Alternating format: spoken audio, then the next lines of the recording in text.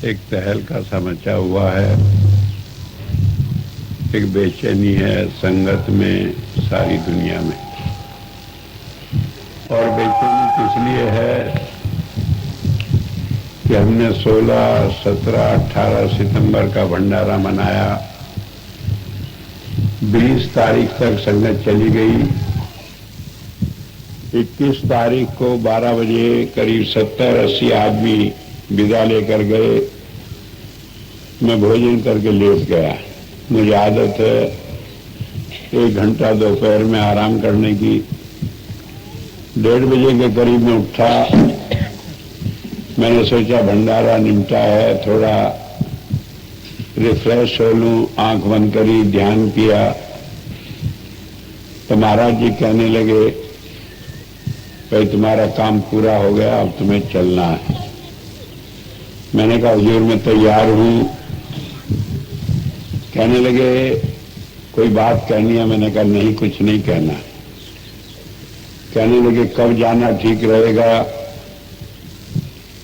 मैंने कहा हमने दिवाली का प्रोग्राम सत्संग का रखा हुआ है 13 नवंबर का, तो वही दिन अच्छा है, क्योंकि फिर आगे भी दिवाली के दिन से अच्छा कौन सा दिन है? अंधेरा भी है, रोशनी भी है, और संत का इस दुनिया से चले जाने का मौका। अंधेरा भी है बहुत सारों के लिए और रोशनी भी है अनेकों के लिए। तो मैंने कहा बढ़िया मौका है। कहने लगा अच्छा ठीक है। मैं उठा, मैंने ड्राइवर को बताया, मैंने कहा हुजूर ने कहा है जाना है। कहने लगे सच? मैंने कहा हाँ सच। कहने लगे फिर मुझे क्या करना है? मैंने कहा संगत को खबर कर दें। कहीं ऐसा ना हो बाद में लोग कहें हमें तो मालूम नहीं था, हमें पता नहीं चला। क्योंकि मैंने देखा कई बार लोग कहते रह जाते हैं हमें पता ही नहीं लगा। और विशेषकर विदेश के आदमी, दया ने तुरंत टेलीफोन मिलाया। जर्मनी, वहां की जो हमारी इंचार्ज एल ग्लोकनर, उसने दया से कहा कि वह बात सच है। कहने के स्वामी जी से ही बात कर लो। मैंने कहा हाँ बिल्कुल सच है। कहने लगे मैं सबको कह दूं? मैंने कहा सबको कह दो, खूब खोल कर कह दो। उसने टेलीफोन किए सब जगह, और 8 घंटे बाद वहां से मुझे समाचार आने लगे, किसी ने कुछ, किसी ने कुछ। कई लोग रोने धोने की बात करने लगे। मैंने कहा रोने की क्या बात है? जो पैदा हुआ उसे मरना है। शरीर तो सबका ही छूटना है। और फिर संत एक मिशन लेकर आता है, कहा जन्म मरण दो में नहीं, जन पर उपकारी आए, जिया दान दे हर्षोलान, हर्षोले मिलाए। कहा कि वो जन्म मरण में नहीं होते। देखने में मालूम पड़ता है कि संत भी कहीं पैदा हुआ, किसी मां के पेट से, गर्भ से, लेकिन जो पैदा हुआ वो संत नहीं है, वो तो शरीर है, हाड़ मांस का लोथड़ा है। जब उसमें परमात्मा की ताकत काम करती है तब वो संत होता है। बाइबल में कहा वर्ड मेड फ्लैश। वर्ड कहते हैं सोम की धारा, वो परमात्मा की धारा जब हाड़ मांस के पुतले में काम करने लगती है तो वो संत हो जाता है। और जब ये धारा इस शरीर को छोड़कर चली जाती है तो हम कहते हैं संत चोला छोड़ गया। तो वो आते हैं मिशन के लिए, खास काम के लिए। और मेरे लिए हुजूर ने ये काम निश्चित किया था कि मुझे 5 लाख जीवों को नाम देना है। 1976 में जब हम संत प्रकाश संदेश निकाला करते थे पत्रिका, उसमें मैंने बात छापी थी कि मुझे बताया गया 5 लाख जीवों को नाम देना है। और उसमें 3 बात और छापी थी। एक ये छापी थी कि मेरे हुजूर से बात हुई है कि जो मेरे साथ जुड़े रहेंगे उसे इसी जन्म में मोक्ष मिलेगा, दूसरा जन्म नहीं लेना पड़ेगा। तीसरी बात यह थी कि मिशन में बहुत सारे रुपए की जरूरत पड़ती है, मैं किसी से मांगने नहीं जाऊंगा, आप जिसे भेज दोगे इनाम देंगे, और जब मुझे रुपए की जरूरत होगी आप इंतजाम करेंगे। हुजूर ने कहा ये काम मेरा है।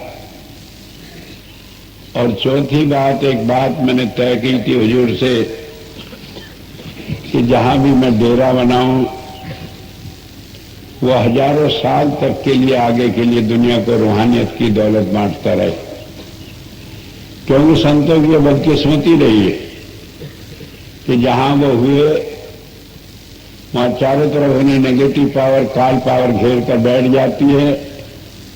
वो चोला छोड़कर गए, दूसरा संत बेचारा जिसे हम कह सकते हैं कि ऐसा है जिसे अभी उड़ना भी नहीं आया, पंख भी नहीं निकले, उसे सारे गिद्ध नोच डालते हैं और वहां रह नहीं सकता, छोड़ कर जाना पड़ता है।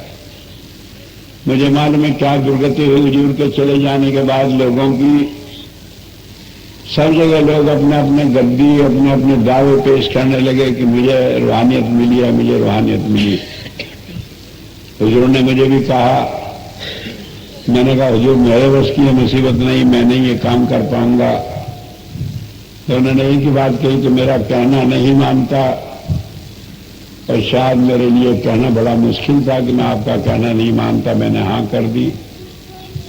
और उसके बाद संडीला जैसी ऊसर जमीन में जहां घास नहीं उगती, हरदोई जैसी जगह में जहां लोग हर के द्रोही कहलाते हैं, परमात्मा का नाम लेना गुनाह समझते हैं, उस क्षेत्र में मैं आया, काम शुरू किया, और आज संडीला का नाम सारी दुनिया के नक्शे पर है।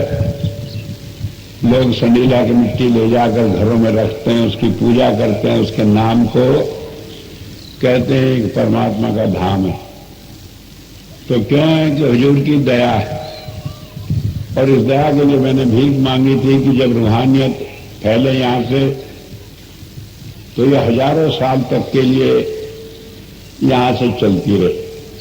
अब दिक्कत यही होती है कि मैं गया, दूसरा आया, लोग उसके पीछे पड़ गए, हजारों आदमी आकर बन गए गद्दी के दावेदार, और संत को वो जगह छोड़कर जानी पड़ती है।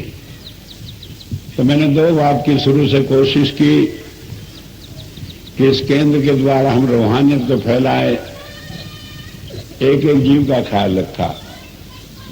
सन 1982 में जब हम स्वर्ण जयंती मना रहे थे तो मैंने तब ये बात खुलकर कही थी कि जो जीव मेरी साथ में सबको मोक्ष मिलेगी। और उस दिन से बाद में मैं देख रहा हूं कि 6 लाख से ज्यादा लोगों को नाम मिल चुका। उनमें से बहुत सारे आदमियों को धुन आती है। हुजूर के समय में दया मेहर बहुत थी, लेकिन रोशनी से आगे कोई बढ़ा नहीं था। शायद हुजूर इतने गुस्ताख नहीं थे, अपने गुरु से शर्तें लगाते, लेकिन मैंने हिम्मत करी। मैंने कहा जो जुड़ा है उसे मोक्ष मिलेगी। और उसका नतीजा यह है कि आज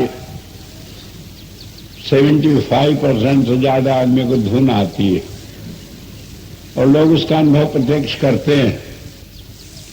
और इसलिए मैं कहता हूं कि इन्हें सबको मोक्ष मिलेगी। जिन्हें अब तक नहीं अनुभव हुआ उन्हें अब होगा। और मैं समझता हूं कि 55 दिन पहले हुजूर का ये बता देना मुझे जाना है, ये इसीलिए है कि जिन लोगों में कुछ कसर रह गई है वो सेवा कैंप में आकर ऐसा जाए कि सारी दुनिया जाने, कहने लगे संत मत क्या होता है, लोग किस तरह इस रूहानियत के रास्ते पर चलते हैं। तो मेरे साथ अजीब बातें हमेशा से रही है। पहली बात ये, आज तक दुनिया का रिकॉर्ड है, कोई संत ऐसा नहीं हुआ जो दावा करता है कि सारे उसके शिष्यों को मोक्ष मिलेगी। दूसरी बात यह है कि किसी ने इतनी हिम्मत नहीं करी वो कहे कि काल के मुकाबले में मैं खड़ा हूं। वो कितना ही जोर लगा लो, सेंटर जो है रूहानियत का सेंटर हमेशा हमेशा के लिए, हजारों साल के लिए रहेगा। और आज मैं जानता हूं कि जो सेंटर बना है संत कृपाल नगर, मैं नहीं होऊंगा, हो सकता है आप में से कुछ आदमी न हो, लेकिन देखेंगे कि दुनिया की रूहानियत का सबसे बड़ा सेंटर है और लोग भूल जाएंगे कि वेटिकन क्या होता है, दूसरे धर्म स्थान क्या होते हैं। वजह यह है कि इस धरती में मैंने रूहानियत बोई है, दुनियादारी नहीं बोई।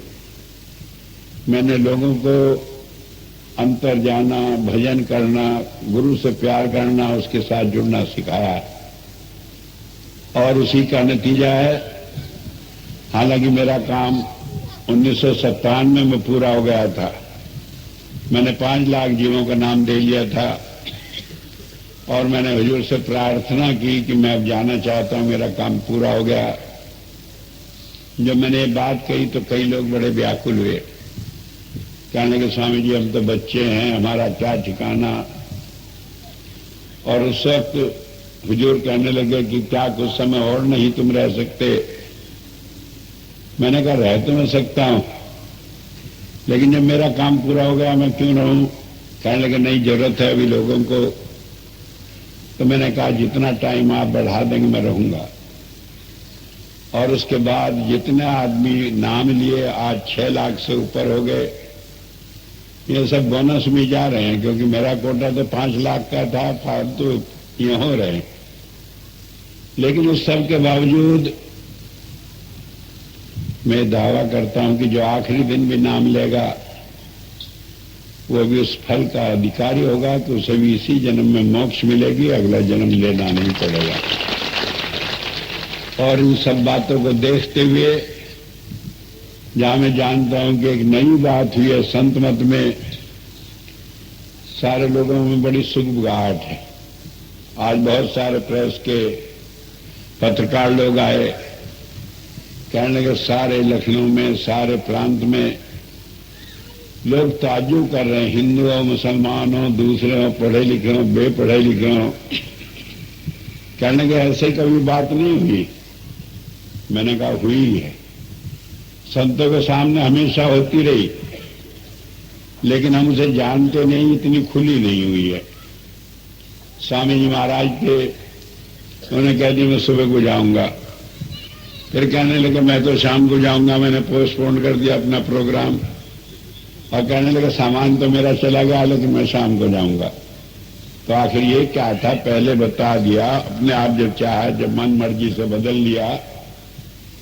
बाबा जमल सिंह जी महाराज थे, बैठे रहे झोपड़ी में। एक आदमी आया जो हमारे जिले का था, थानेदार था, उसे नाम दिया। कहने लगे मैं इसी की तलाश में थी, इसे नाम दे लूंगा तो मेरा काम पूरा होगा, तब मैं जाऊंगा। काम पूरा होने की भी बात है और ये भी बात है कि मरने से 2 मिनट पहले नाम दिया तो उसका भी महत्व है। नहीं कह दे मैं जा रहा हूं तो दूसरा गुरु नाम दे देगा, नहीं। जब कोई संत नाम दे देता है, चाहे उस जिंदा संत के सामने शिष्य 1 मिनट के लिए भी रहे, और मैं तो कहता हूं चाहे 1 मिनट भी न रहे, तब भी उसे वही लाभ मिलता है जो एक जन्म में गुरु को पाने से मिलता है। मुझे याद है हुजूर संत कृपाल सिंह जी महाराज के समय की घटना है। जब विदेश में लोग रहते थे तो वो उन्हें उनकी एप्लीकेशन आती, उस पर ऑर्डर करते कि इसे नाम दे लिया जाए, तो वहां विदेश में जो प्रतिनिधि होता था वो नाम देता था। तो एक आदमी था, उसकी एप्लीकेशन आई, हुजूर ने ऑर्डर कर दिया। जब एप्लीकेशन वहां पहुंचे तो हुजूर ने चोला छोड़ दिया था। 22 अगस्त को वहां एप्लीकेशन पहुंची और हुजूर ने 21 अगस्त को चोला छोड़ दिया। तो प्रतिनिधि कहने लगे मैं नाम दूं या न दूं। किसी ने उसे कहा कि जब हुजूर ने अपने आप ऑर्डर कर दिया था इसे नाम दो, तो हुजूर का ही हुक्म है, क्यों नाम न दो। उसने दे दिया और उस आदमी को उसके बावजूद हुजूर का दर्शन हुआ और उसकी धुन खुल गई। अब उसने एक बात निश्चय किया, मैं एक बहुत बढ़िया सा मकान बनाकर यहाँ सत्संग घर उसमें बनवाऊंगा। 20-30 लाख रुपए लगा के बनाया, वो सत्संग घर को देने की बात करी। तभी हुजूर के बाद गद्दी के दावेदारे के झगड़े चल पड़े, तू मैं, दुनिया भर की गालियां एक दूसरे को, और उससे उसका मन खराब हो गया। कहने लगे ये सत्संगी ऐसे हैं तो मैं इन्हें सत्संगर दे के क्या करूंगा। उसने मन बदल लिया कि मैं तो मकान बेचकर अमेरिका से स्विट्जरलैंड जाऊंगा। अब उसे पहले रोज दर्शन होते थे। वो मन में महाराज जी मिले, कहने लगे कि मेरा मकान बिक जाए, दर्शन देने बंद हो गए। फिर बहुत परेशान हुआ। तो मैं स्विट्जरलैंड में था, मेरे पास आया, कहने लगा आप हुजूर के उत्तराधिकारी हैं। मैंने कहा हाँ हूं। कहने लगे मेरी हुजूर से बात करा देंगे। मैंने कहा हाँ करा दूंगा, ये कोई मुश्किल काम नहीं। शाम को लेक्चर के बाद जब मैं नाम दिया, वो भी बैठा, उसे हुजूर का दर्शन हुआ। कहने लगे मैं आपको बहुत आदर देता हूं कि आपने मेरा खोया हुआ गुरु मेरे से मिला दिया। अगले दिन कहने लगा कि मेरी एक इच्छा है। मैंने कहा क्या? कि मेरा वो मकान बिक जाए। मुझे मालूम नहीं था सारा किस्सा, में बैठा भजन में। महाराज जी कहने लगे नहीं भाई वो नहीं बिकेगा। मैंने कहा क्यों नहीं बिकेगा? कहने लगे वो तो उसने मेरे नाम किया था, बेच रहा है। उसने कहा तो इसमें सत्संगर बनेगा। मैंने उसे वो बात कही। कहने लगा हाँ ये तो मैंने कहा था। मैंने कहा मुकर क्यों रहे हो? कहने लगे संगत बड़ी खराब है, मन खराब हो गया। मैंने कहा गुरु तो खराब नहीं हुआ, मन खराब हो गया। संगत से तुम्हें क्या लेना देना है, गुरु से काम है। कहने लगे नहीं। तो मैंने कहा फिर? मैंने कहा हुजूर ने कह दिया मकान नहीं बिकेगा।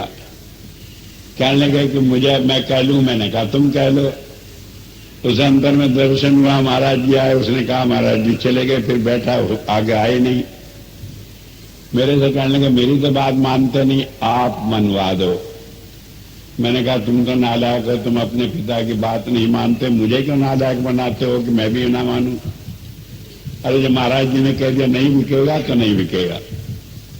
कहने लगे मैं आपको आधा हिस्सा दे दूंगा, पूरा दे दूंगा, मैं भला से ये लालच किसी और को दो। मैं तो जानता हूं कि जब हुक्म हो गया तो हो गया, उसके खिलाफ मैं सोच नहीं सकता। तभी लोग मेरे से कहते हैं कि आप क्यों मान गए। कोई कहता आपने इतनी जल्दी क्यों कर ली जाने की? मैंने कहा मैंने कहाँ किए भाई, मुझे तो हुक्म हुआ कि काम तुम्हारा पूरा हो गया। अब मान लो कोई पास हो जाए फर्स्ट क्लास, वो कहे नहीं मैं तो फेल हूं जी, मुझे इसी क्लास में रख दो, तो कौन मानेगा? काम मेरा पूरा हो गया। वो कहते जाना है तो जाना है। तो लोग समझाए, मैंने कहा कि मरना तो सबको है। मान लो आज नहीं मरा, 10 साल बाद मरा, 5 साल बाद मरा, और एक गलती कर ली, हुजूर का हुक्म नहीं माना, तो उस अगर रात को सो, सुबह पता न लगे कब मरे कब नहीं। अब इतनी दया है, कितने दिन पहले बात हुई। सबको मैं कहता हूं जिसके मन की बात है, जो कमी है, वो आकर बात करो, सेवा करो। हर तरह का मौका है। दुनिया उस सच्चाई को जानेगी तो फिर इससे अच्छा मौका और क्या है रूहानियत का। तो जब लोग सोचते हैं तो कहते हैं, कहने लगा ऐसा कभी हुआ नहीं। मैंने कहा संत मत में रोज होता है। संत मत में मैंने देखा बहुत सारे साधक हैं, उन्हें पहले पता लग जाता है कि मैं उस दिन जाऊंगा। मैंने तो जब तक नाम भी शुरू नहीं किया था, सहारनपुर में था, महाराज जी ने चोला छोड़ दिया था, तो वहां पर एक लड़की थी, बहुत दिनों से बीमार थी। मैं सत्संग वहां करता था महाराज जी के हुक्म से। तो एक दिन वो कहने लगी, वो जकड़ी हुई थी, पड़ी थी चारपाई पर। कहने लगे कल को मेरे नए कपड़े सिलवा दो। कहने क्यों? कि मेरी शादी होगी। कहने लगे शादी किससे होगी? परमात्मा से होगी, मैं जा रही हूं कल। अब वो घर वाले कुछ परेशान हुए, कुछ खुश हुए, और वो क्या करा, उसके कपड़े सिलवाए जैसे तैसे। और सुबह उठकर कहने लगी कि गुप्ता जी आएंगे, अपने हाथ से मेरा संस्कार करेंगे। उन दिनों में गुप्ता जी था, स्वामी जी तो बाद में बन गया। तो मैं सहारनपुर में सर्विस में था, वो मेरे मकान पर ढूंढे। तो अगले दिन सुबह मैं पहुंचा, कहने लगे ऐसे वो क्या कर गई। मैंने कहा हुक्म तो मुझे भी हुआ है, इसीलिए मैं लौट कर आया हूं। शामली से इतनी जल्दी नहीं, जरूरत नहीं थी। फिर लोगों ने बताया क्या क्या उसने अनुभव किए, क्या क्या बताए। तो मैं कहा कि लोगों को बहुत सारों को अनुभव होता है। आज मुझे हो गया, ये नहीं कि इतने दिन पहले मरूंगा, यहां तो सत्संग में कई को होता है। मेरे ससुर थे, जमींदार थे, नहीं जाने कितनों का खून चूस चूस कर जमीन इकट्ठा की, और वो कहा करते थे कि जब मैं मरूंगा तो मैं इतना चिल्लाऊंगा, सारे गांव वाले हंसी करेंगे कि ये प्रकाशा, इसने दुनिया का खून चूस कर ये जमीन इकट्ठा की है, कोई पानी भी मुझे नहीं देगा। अपने आप कहा करते। एक बात कही, मेरी पत्नी कहने लगी क्या ऐसा होगा? मैंने कहा होना तो ऐसे ही था, लेकिन बचाव कर लेंगे। कहने लगी क्या कर लोगे? मैंने कहा नाम दे देंगे, भजन करेंगे। कहने लगे नाम, ये तो गुरु को गाली निकालते, और आपको क्या कहेंगे? मैंने कहा देखा जाएगा, नहीं ये करेंगे, हम कर लेंगे भजन इनके बजाय। तो एक दिन जाकर उसने कह दिया, कहने के पिताजी मेरे लिए, कहने के बाबूजी कहते हैं कि आपको नाम देंगे। कहने के वही फिरे करते पागल, अपना घर बार छोड़े, कुछ काम नहीं, जा पड़ा वहां संडीला, जो कुछ है ही नहीं, और वहां बिल्कुल राख उड़ती है। मैं अपना काम धाम छोड़कर ऐसे बाबा जी बनूंगा? मेरे से आकर वो कहने लगे, मैंने कहा कोई बात नहीं, वो चलेंगे, नाम भी लेंगे। अब मैं उन्हें कहने लगा, मैं कहा पिताजी गलती तो आदमी से, बच्चे से होती है, मैं जाने कहां पड़ा संडीला में, एक बार आप देख तो आते कि मैं वहां क्या कर रहा हूं। कहने लगा हाँ चलूंगा। मैं कब चलोगे? कहने लगे तो कल चल रहा है, मैं आज ही साथ मान कर तेरे चलता हूं, रात को शामली रुकूंगा, कल चलूंगा। बात तय हो गई। आकर संडीला रहने लगे। और उन दिनों संडीला में ऐसे ही था, दो एक मकान छपे हुए थे, कमरे, त्रिपाल भवन, उसमें कंकड़ी पड़ी हुई थी, पैर में चुभती थी। तो आकर सारे दिन संगत को गालियां देते, कहने लगे कम बखत गुरुजी करते फिरते हैं, यो नहीं एक कंकड़ भी उठा दें स्वामी जी के पैर में चुभ जाए, कहेंगे गुरु बनाए हुए। मेरे से पत्नी कहने लगी कि ये क्या करने, तो संगत को गाली देकर और पाप लाद रहे हैं। मैंने कहा नहीं कोई बात नहीं, बात ये ध्यान गुरु की तरफ हो तो चाहे गाली दो चाहे प्यार करो, उसका फायदा होता ही होता है। आप गुरु बसे बनारसी, सिख सात समुंदर तीर, एक पल कभी न बिछड़े जो गुण हो शरीर। वो तो एक ताकत है जो उन दोनों को जोड़े रखती है। गुरु कईयों, सिख कईयों, दोनों एक दूसरे से हर घड़ी बात करते हैं। अगर वो रिसेप्टिविटी आपको नहीं मिली है तो आप गुरु से हाथ बांध कर बैठे रहें तो भी लाभ नहीं होगा, और वो मिली है तो हजारों मील दूर रहें। तो इससे क्या फर्क पड़ता है गुरु शरीर रूप में हो न हो? ये तो हमारे मन का खाली एक बहलावा है। और मैं तो ये दावा करके जाता हूं कि जब तक मैं शरीर में हूं, आपको कई बार घंटा 2 घंटा इंतजार करनी पड़ती होगी कि आए संत कृपाल नगर में भी आ गए, पता लगा 12:30 बज गए कि स्वामी जी को लेट गए, अब 2 बजे उठेंगे। लेकिन जब मैं नहीं हूंगा तो आंख बंद करोगे, आपको अंतर में जैसे बाहर बात करता हूं उससे ज्यादा अच्छी तरह बात करूंगा। तो फिर कहां सवाल होता है कि मैं आपको छोड़कर चला गया? तो मैं यही कहता हूं, आप रोते क्यों हैं? आप परेशान क्यों होते हैं?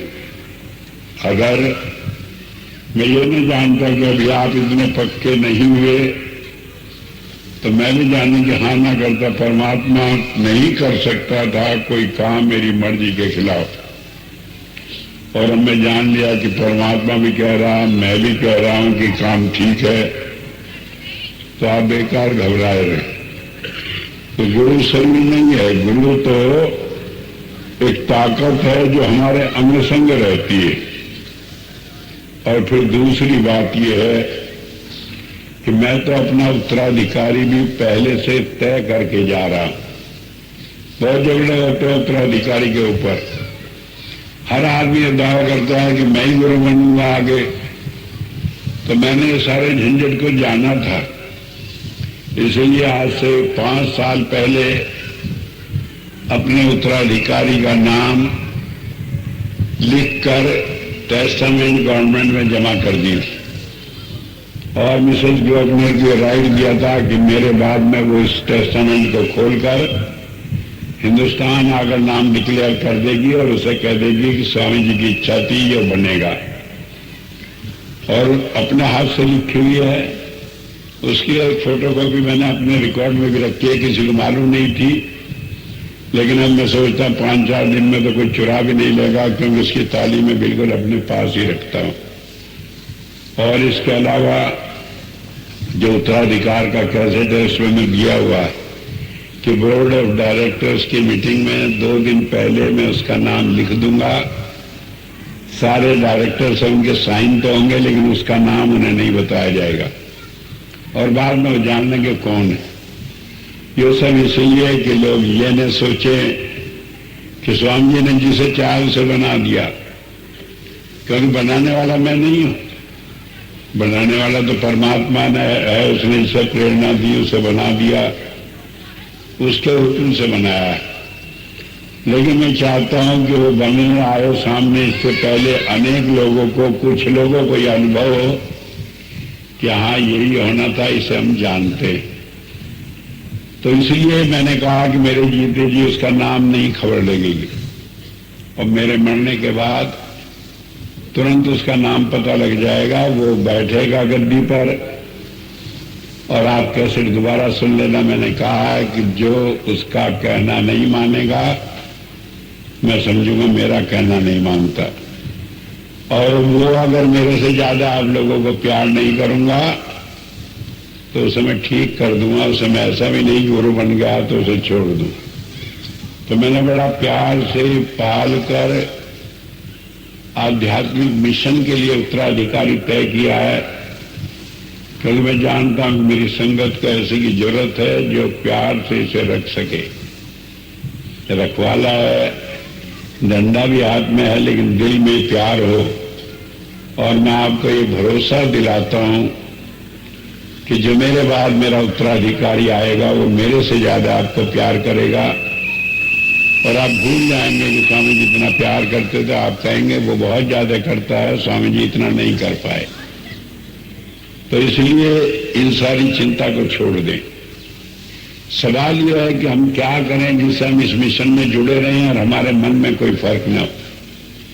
तो गुरबाणी में 4 लाइन आती हैं, कहा भाग हुआ गुरु संत मिलाया, प्रभु अविनाशी घर में पाया। कि जब हमारे अच्छे भाग होते हैं तब हमें संत जो है वो गुरु के रूप में मिलता है। गुरु तो बहुत सारे हैं, भेगदारी गुरु है, 1.25 रुपये से लगाकर टके तक का गुरु है, कितने में ही कर लो, कान फूके गुरु है। लेकिन वो संत गुरु रूप में मिलना ये अनेक जन्मों के पुण्य कर्मों का फल होता है, और उसका नतीजा क्या होता है, प्रभु अविनाशी घर में परमात्मा को हम अपने इस घर में ही पा लेते हैं। हमें उसके लिए बाहर भटकना नहीं पड़ता। आज मैं जानता हूं इतने 5-6 लाख की संगत में लोग बाहर के चक्रों में नहीं पड़े हैं।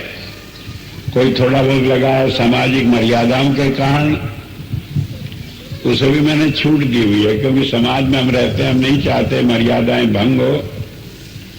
लेकिन जब मैं किसी को भी कह देता हूं कि तुम देवी देवताओं का न पूजो, तो वो उसी दिन से छोड़ देता है, कभी दोबारा नाम नहीं लेता।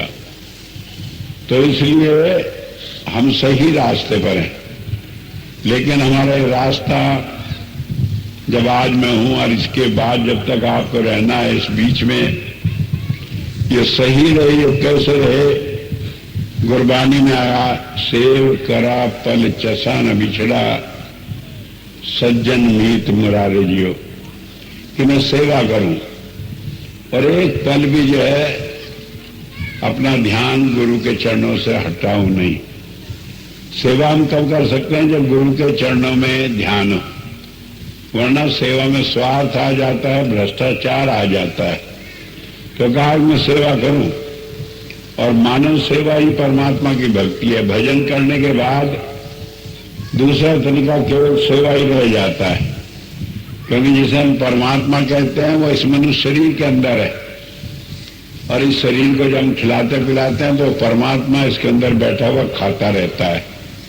वो पत्थर की मूर्ति चाहे सोने की हो, चाहे पत्थर की हो, चाहे संगमरमर की हो, या गोबर का गणेश हो, उसके ऊपर आप कुछ ही रखना, वो कुछ खाता नहीं, उसके अंदर परमात्मा तो है, लेकिन परमात्मा उसमें प्रकट होकर आपकी सेवा स्वीकार नहीं करता। तो परमात्मा की सच्ची सेवा मनुष्य की सेवा है, दरिद्र नारायण की सेवा है।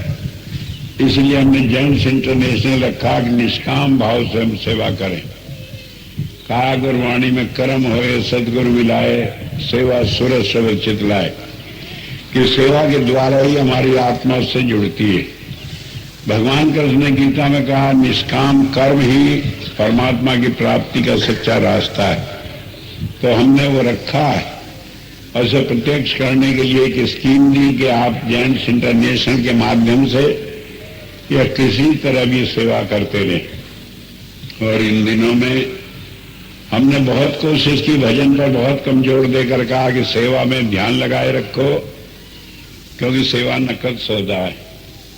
और मैंने देखा कि उन लोगों को जिन्होंने कभी भजन पर बैठ कर नहीं देखा, उन्हें भी अंतर में धुन आती है, जो कि भजन करने वालों के लिए बहुत मुश्किल काम था।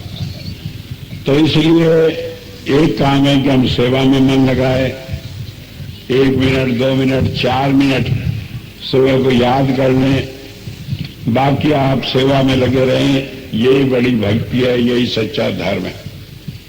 और आप गलती भी करेंगे तो भी ये नहीं कि आप फेल हो जाएंगे, आपको मोक्ष नहीं मिलेगी, वो मेरी जिम्मेदारी है, वो तो मिलनी ही मिलनी है। अगर आप इस काम को करेंगे तो थोड़ा सुख रहेगा, आनंद रहेगा, थोड़े झंझट कम रहेंगे। नहीं भी करेंगे तो 2 रुपये आपको लग जाएंगे, 2 मुझे साथ में लग जाएंगे, लेकिन रोकने वाला कोई नहीं, सीधे सचखंड जाएंगे, कोई ताकत रोक नहीं सकती। तो मैं आपको बता रहा हूं कि आपको परेशान होने की जरूरत नहीं। संत का शरीर हमेशा छूटता रहा, मान लो मैं 2-4 साल और भी रह जाऊं, तब भी कोई आदमी ऐसा नहीं आसानी से कह दे कि अब आप चले जाओ, हम बहुत खुश हैं। तो ये तो और भी खराब हालत होनी है। तो इसलिए यह है कि परमात्मा का हुक्म है, हम इसे मान कर चलें और अपने मन को सही रास्ते से जोड़े रखें कि हमारा गुरु सच्चा, रास्ता सच्चा, और हम सेवा अपने मन में लगाए रखें। क्योंकि जब गुरु शरीर छोड़ता है, अच्छे का मन डामाडोल हो जाता है, भजन नहीं बनता, चाहे कोई कितना ही अच्छा आदमी हो। मुझे मालूम है जब से मैंने नाम लिया सन 57 से, कोई दिन ऐसा नहीं भजन में बना, हुजूर से बात ना होती हो, सारी रात बात होती थी। लेकिन जब मुझे पता लगा कि हुजूर चोला छोड़ने को है, 10 दिन पहले उन्होंने कह दिया कि मुझे फलां तारीख को जाना है, तो मेरी हालत ऐसी हो गई कि बैठो तो भजन नहीं बने। मैंने कहा ये क्या हुआ, बहुत परेशान। नौकरी से जाकर ऐसी एप्लीकेशन दे दी कि मैं 10 दिन नहीं आऊंगा, जाके घर में बंद करके बैठ गया, रोटी नहीं खाऊंगा, कुछ नहीं, भजन ही भजन। लेकिन फिर भी नहीं बना। तो एक दिन निश्चय कर लिया, अपनी जीवन खत्म कर दूंगा, मैं जिंदा नहीं रह सकता। हुजूर आए और जाकर जोर दबाव दिया, कहने लगे नहीं ये सब नहीं करना है, मेरा काम करना है। तसल्ली दी, काम हुआ, तब जाके भजन बनने लगा। तो इसलिए होता है डामाडोल, थोड़ा मन हो ही जाता है, लेकिन अगर आप सेवा में लगाए रहेंगे तो वो झटका आपको लगेगा नहीं। और अगर आप नहीं लगाए रखेंगे, गलती कर बैठे, झटका लगेगा। तो मैं आपको बताता हूं, झटके में मैं आपके साथ रहूंगा, पहले मुझे लगेगा तब आपको लगेगा, आप अकेले नहीं होंगे। तो मैं चाहता हूं कि कोई रोए नहीं, कोई परेशान ना हो, कोई दुखी ना हो, क्योंकि दुख का कुछ काम नहीं। अरे खुला ऐलान करके मैं जा रहा हूं, खुला ऐलान करके मेरे शिष्य जाएंगे और सारी दुनिया देखेगी रूहानियत क्या है, इसमें रोने धोने की क्या बात। कोई काम हमारा बिगड़ थोड़ी रहा। मेरे पीछे मेरे बाल बच्चे नहीं रो रहे हैं, कोई दूसरे नहीं रो रहे हैं कि चले गए, कहाँ रहेगा, क्या होगा। सारे काम अपनी तरह से पूरी तरह से परफेक्ट है और हर एक के आपके भी होंगे। तो हमने ये प्रोग्राम रखा है कि अब से और 13 नवंबर तक संत कृपाल नगर में ही रहूंगा और उसमें कोशिश करेंगे कि जितने आदमी आना चाहे वो आए। हो सकता है इंतजाम जरा भारी हो, क्योंकि अब तक हमें अनुभव 50,000 60,000 आदमी भंडारे पे 2-3 दिन को आते थे, लेकिन मुझे अंदाजा करीब 1.5-2 लाख आदमी आएंगे और उस बीच में भी 1 महीने 40 दिन तक नहीं जाने कितना आदमी रहे, लेकिन सब हम कर लेंगे। हुजूर का काम है, कराना तो नहीं है, तो हम उसकी चिंता नहीं करते। चिंता हम केवल एक बात की करते हैं कि वहां आकर आप जिस काम के लिए आए हैं कि हम गुरु की सेवा करें, उसमें लगे रहें, उसमें मन आपका लगा रहे। तो जो भाई आना चाहें वो खुशी से आए। और उसके बाद 13 तारीख को जो प्रोग्राम होगा सत्संग का, आखिरी सत्संग, उसमें आप ज्यादा आदमी आए। मैं तो ये कहूँगा जो नहीं आ सकता, हुजूर तो कहा करते थे 100 काम छोड़कर सत्संग में आओ, मैं कहता हूँ 1000 काम छोड़कर आओ, क्योंकि वो आखिरी सत्संग होगा जिसमें मैं आपके बीच में हूँगा, सत्संग की बात करूँगा। तो इसलिए आप कोशिश करें आए। और बाकी मैंने आपको वायदा किया और करता हूँ कि आपको कहीं कोई परेशानी नहीं होगी, न आज न उस दिन जिस दिन आप आखिरी सांस लेंगे। और आज तक आप चाहे कोई परेशानी में रहे हो, आगे नहीं रहेंगे।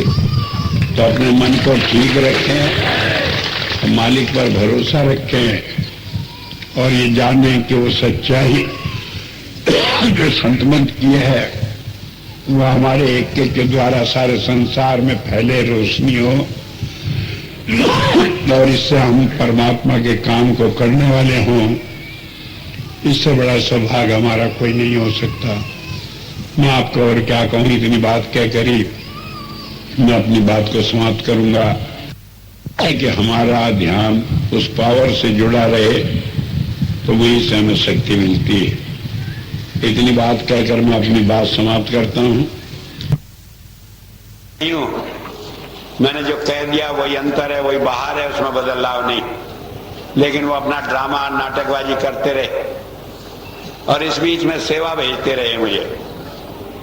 सेवा इसलिए दिखावे का भेजे, कभी इसके हाथ कभी उसके हाथ की सेवा भेज रहा हूं। जब सेवा ली तब मैंने उसे कह दिया कि उसने जितनी सत्संग का काम करते हुए सेवा में चोरी करके अपने काम में लगाई, वही ये सेवा वापिस भेज रहा है।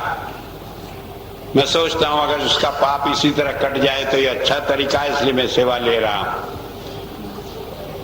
तो बात समझ लें, सेवा लेना इस बात का सबूत नहीं कि मैं उसे स्वीकार करता हूं।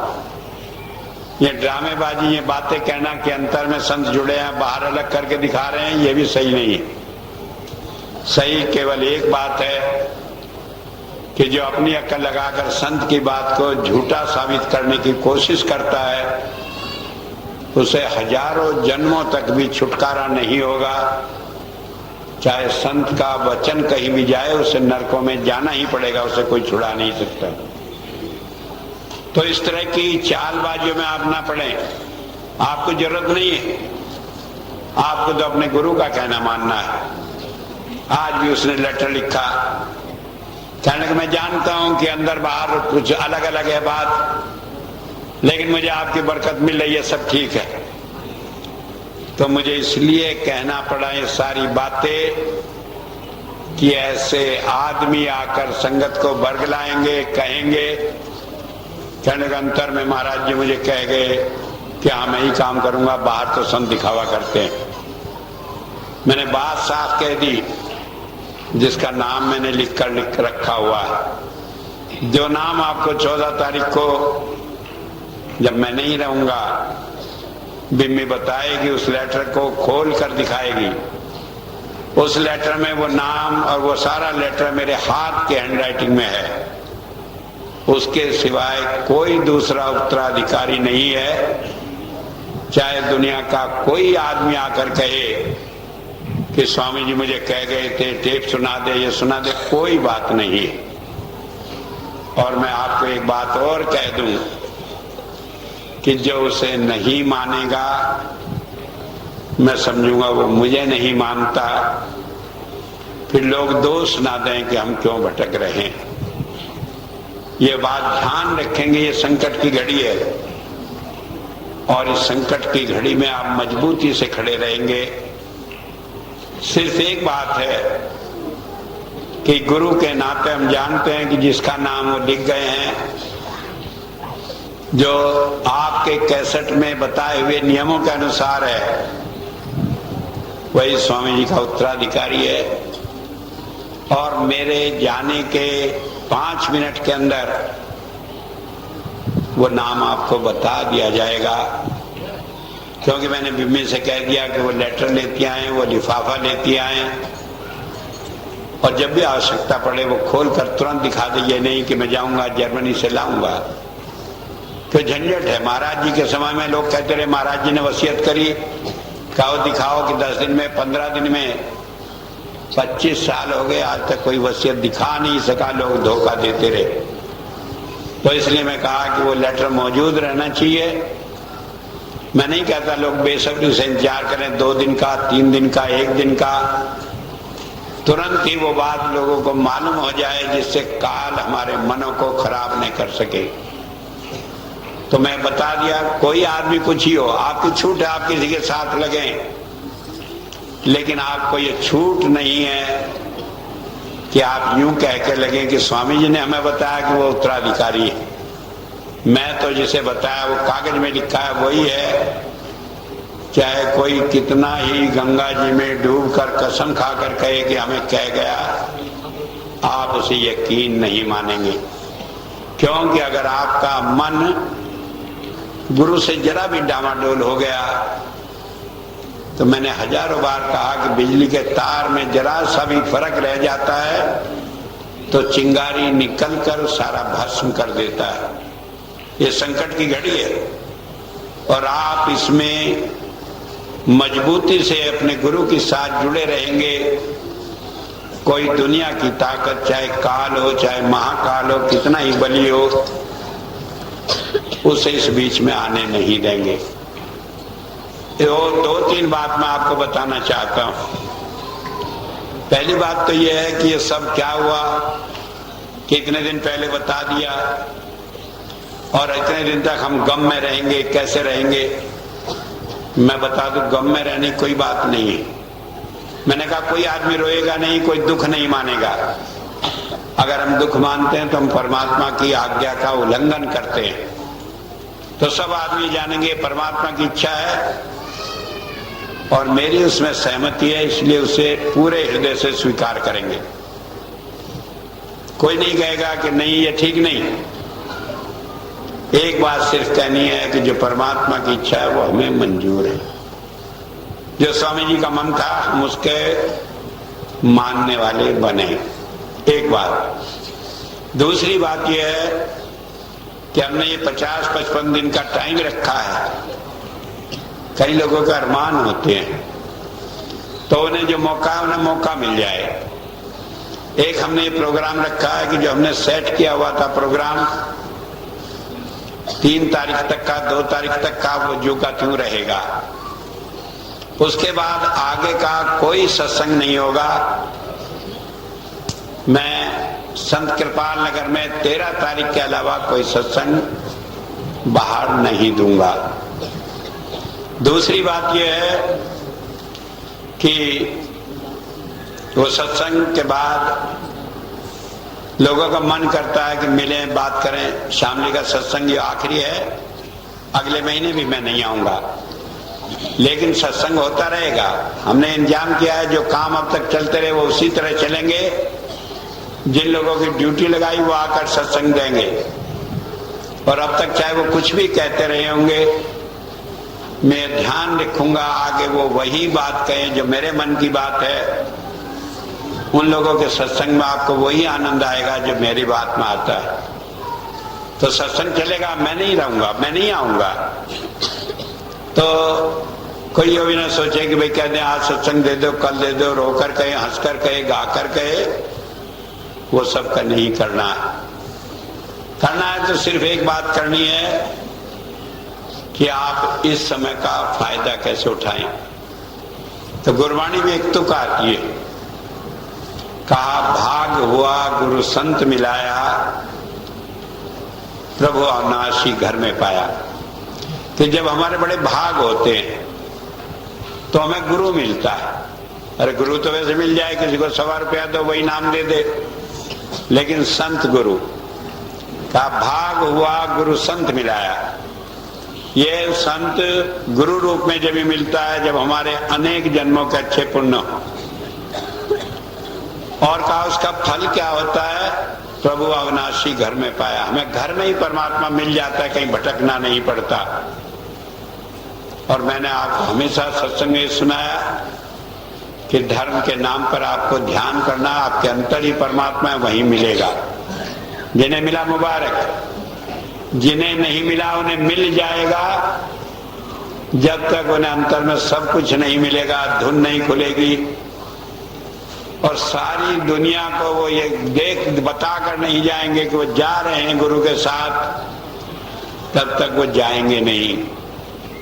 तो इसलिए संत मिला हमें, लेकिन जब संत शरीर रूप में नहीं रहता, मन है बहुत सारे प्रपंच खड़ा करता है।